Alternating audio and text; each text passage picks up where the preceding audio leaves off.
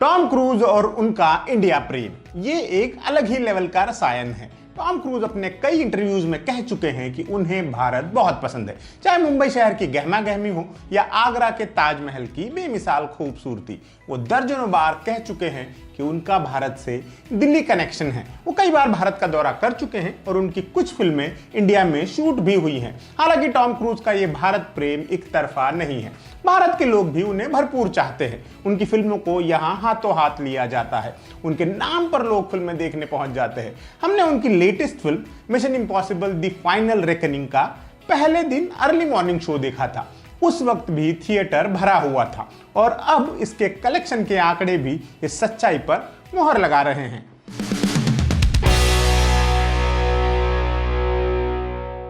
Mission impossible the final reckoning से जुड़ी एक खास बात आप सबको अब तक पता चल ही गई होगी। यह फिल्म पूरी दुनिया में अभी रिलीज ही नहीं हुई है। सिर्फ 3-4 देशों में ही रिलीज हुई है, जिनमें से एक देश भारत है।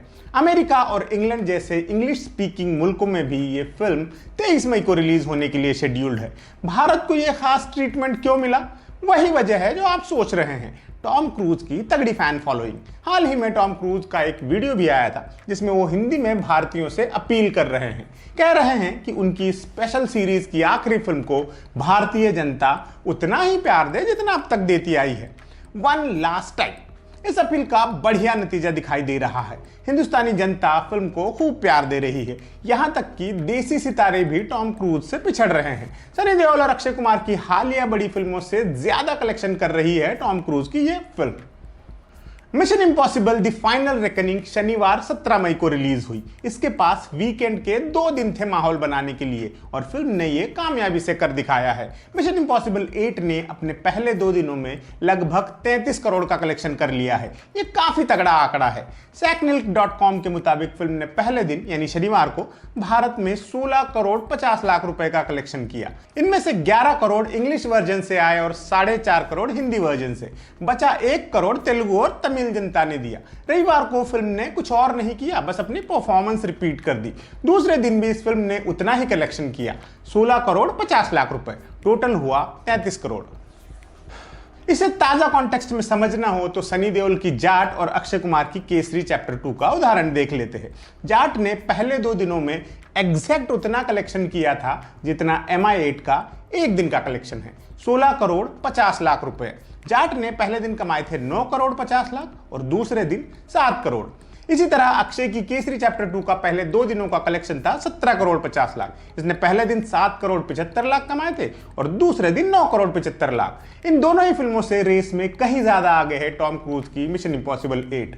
इन दोनों फिल्मों को 33 करोड़ का आंकड़ा पार करने के लिए 4 दिन लगे थे, जबकि MI8 ने ये 2 दिनों में ही कर दिखाया है। इन आंकड़ों को देखकर ट्रेड पंडित भविष्यवाणियां कर रहे हैं कि क्रूज की यह फिल्म उम्मीद से पहले 100 करोड़ क्लब में दाखिल होगी। यहां तक कहा जा रहा है कि यह फिल्म भारत में टॉम क्रूज की सबसे ज्यादा कमाई करने वाली फिल्म बन सकती है। यह खिताब अब तक इस सीरीज की पिछली film mission impossible the dead reckoning के नाम था, जिसने इंडिया में 106 करोड़ की कमाई की थी। ये देखना दिलचस्प रहेगा कि ट्रेड पंडितों का प्रेडिक्शन सही साबित होता है या नहीं। हालांकि इसके लिए फिल्म को पहले मंडे टेस्ट और बाद में वीक डेज के कम फुटफॉल से पार पाना होगा, तभी कोई पिक्चर क्लियर होकर सामने आएगी।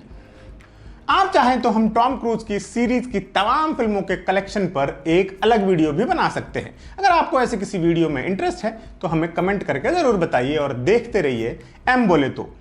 फिल्में एडिट टेबल पर बनती हैं, क्या मतलब है इस बात का? क्या करता है एक फिल्म एडिटर? एक्टर्स जो सुंदर सुंदर कपड़े पहनते हैं, उनके पीछे किसका दिमाग और मेहनत लगी होती है? म्यूजिक कंपोजर तो समझ में आता है, लेकिन ये साउंड डिजाइनर क्या करता है? एक आर्ट डायरेक्टर का फिल्म के बनने में क्या रोल होता है? आर्टिस्ट लोग ये जो पुलिस, डॉक्टर, वकील वगैरह की वर्दियां पहनते हैं, वो आती कहाँ से हैं?